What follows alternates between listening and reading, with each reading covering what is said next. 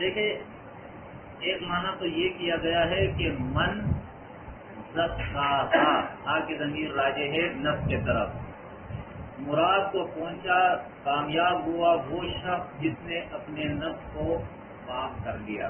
زکا کے معنی اصل میں زکا کے معنی ہوتے ہیں جو زکات سے ہی ہے، اس کے معنی ہوتے ہیں کسی چیز کی بڑھوتری، بڑھانا، اضافہ کرنا اس کے اندر اور بلند کرنا، ٹھیک ہے نا۔ تو جس شخص نے اپنے نفس کو بلند کر دیا، آگے بڑھایا، اضافہ کیا، جو تقویٰ کا الہام اس کے طرف ہوا تھا اور وہ بچا اس چیز سے جو فجور کا الہام اس کے طرف ہوا، تو وہ تو کامیاب ہو گیا۔ اور اس کے بعد ہے وقد خاب من دساہا، نامراد ہوا وہ شخص جس نے اپنے نفس کو دبایا۔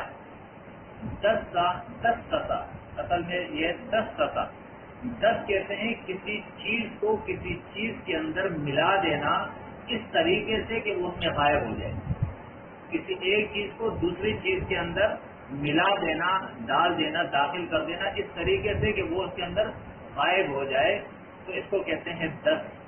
جیسے کسی نے اپنی بات کسی کی کتاب کے اندر ڈال دی اور اس کی بات کو چھپا کے اپنا بات نمایاں کر کے اس کی طرف منسوخ کر دیا، تو اس کو بھی دس کہتے ہیں نا، فلاں کی کتاب میں دس ہو گیا ہے، تو اس کہتے ہیں دس ساہا۔ تو دس ساہا سے مراد یہ ہے کہ اس نے اپنے نفس کو کیا کیا، آلودہ کر دیا فجور کے اندر، گناہوں کے اندر، تو وہ ناکام ہو گیا۔ اب میں آتا ہوں اپنی بات کی طرف کہ دیکھیں یہاں دو طریقے سے لوگوں نے ترجمہ کیا ہے۔ ایک یہ کہ کامیاب ہوا وہ شخص جس کو اللہ نے پاک کیا، اور ناکام ہوا وہ شخص جس کو اللہ نے دبا دیا، آپ آلود کر دیا۔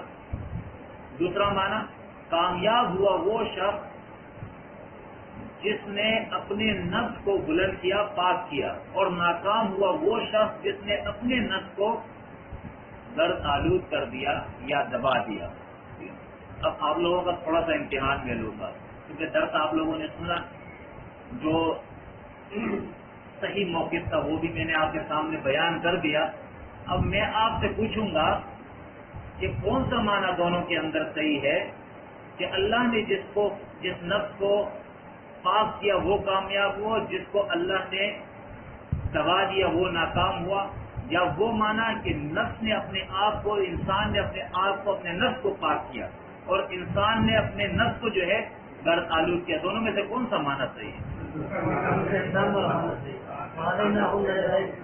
دیکھیں کچھ چیزیں ہوتی ہیں ظاہری، ٹھیک ہے نا، اور کچھ چیزیں ہوتی ہیں معقولی یا وہ باطنی چیزیں ہوتی ہیں جس کے اندر ہمیں سوچنا سمجھنا ہوگا۔ اور پہلے میں نے آپ سے کہا کہ عقل اور وحی دونوں چیزیں جب ہم ملا کے ساتھ چلیں گے تو ہدایت پائیں گے اور صحیح چلیں گے، اور دونوں میں سے ایک کی کمی ہو جائے گی تو معاملہ پھر خراب ہو جائے گا۔ تو اب ہم نے کیا کیا، صرف عقل کو استعمال کیا، تو ٹھیک ہے کسی ایک نتیجے پہ تو پہنچ گئے، لیکن عقل کے ساتھ جب ہم وحی کو استعمال کریں گے، قرآن کو اٹھائیں گے، تو قرآن ہمیں کیا کہتا ہے کہ کسی میں طاقت ہی نہیں ہے کہ وہ اپنے آپ کو پاک کرے۔ پاک کرنے والا کون ہے؟ تو اس کا مطلب ہے وہی بتا رہی ہے کہ دونوں چیزیں، دونوں معنی صحیح ہے۔ اللہ پاک کرتا ہے اس شخص کو جو اپنے آپ کو پاک کرتا ہے۔ اب معنی صحیح ہوا کیا؟ اللہ پاک کرتا ہے اس شخص کو جو اپنے آپ کو پاک کرتا ہے، اور اللہ ناپاک رکھتا ہے اس شخص کو جو اپنے آپ کو ہی ناپاک رکھتا ہے۔ تو دونوں معنی اس کے اندر موجود ہیں۔ آگے بڑھتے ہیں۔ اب دیکھیں بطور دلیل نقلی اللہ، چونکہ بعض چیزیں مثال اور نقل سے آدمی سمجھتا ہے، تو بطور دلیل نقلی اللہ ایک قوم کا ذکر کرتا ہے کہ جن لوگوں نے اپنے آپ کو گرد آلود کیا، نافرمانیوں کے اندر پڑے، اور اس کی مثال اللہ نے دی کہ وہ یہ قوم ثمود ہے۔ تو آگے اللہ فرماتا ہے کذبت ثمود بطغواہا، اور تکذیب کی اللہ کے وحی کی، اللہ کے رسول کی بات کی سمودیوں نے سرکشی کے سبب، بتقواہا، اس نفس کے سرکشی کے سبب جو اللہ رب العزت نے اس کو دیا ہے۔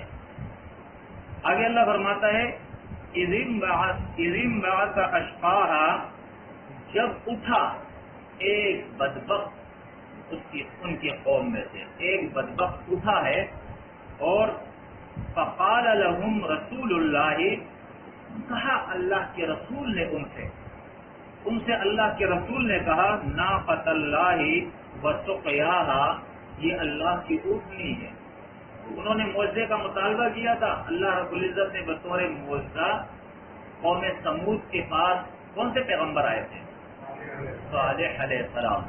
صالح علیہ السلام سے مطالبہ کیا کہ ہمیں کوئی معجزہ دکھاؤ، اللہ سے دعا کی، اللہ نے کہا ٹھیک ہے ہم اس پتھر سے اونٹنی پیدا کریں گے۔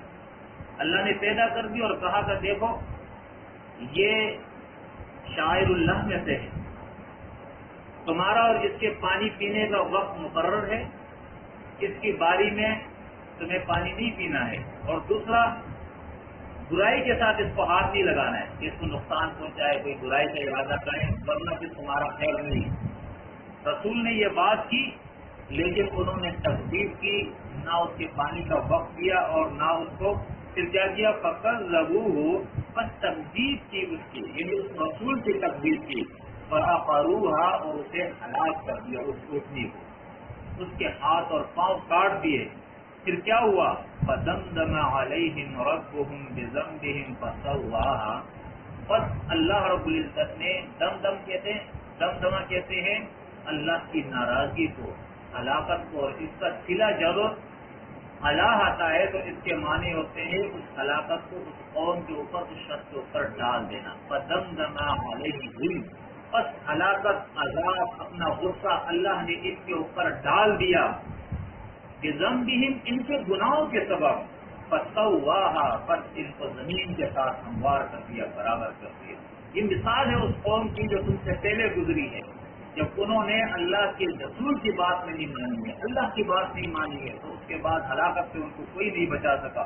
وَلَا يَخَافُ عُقْبَاهَا، اور وہ اللہ وہ انجام کا کوئی خوف نہیں رکھتا۔ اس لیے بھی دوسرا معنی ہے لیکن وقت ختم ہے، واقعہ کو لحاظ رسول اللہ